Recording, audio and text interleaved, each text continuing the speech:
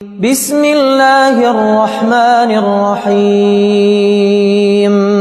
سورہ اخلاص جو بھی بندہ دن میں 200 مرتبہ پڑھے، اول و آخر درود ابراہیمی باوضو ہو تو زیادہ بہتر ہے۔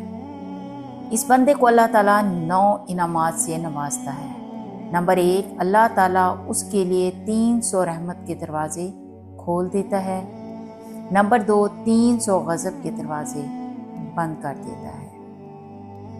غضب سے مراد مصیبتیں، قرض، فتنہ، بیماری، پریشانیاں، اللہ ان کا دور کر دے گا۔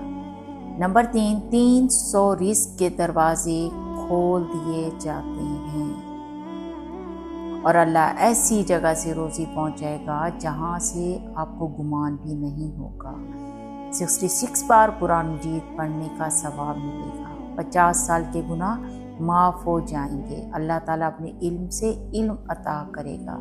اللہ اس بندے کو اپنے صبر سے صبر عطا کر دے گا، اور جو بندہ اس دنیا سے جائے گا 1,10,000 فرشتے اس کے جنازے میں شریک ہوں گے۔ تو میرے اسلامی بہن بھائیوں، روزانہ 200 مرتبہ سورہ اخلاص اول و آخر درود ابراہیمی باوضو ہو کر پڑھنے کا معمول بنا لیں۔ یہ ضرور پڑھ لیا کریں، اس کا مسئلہ حل ہو جائے گا۔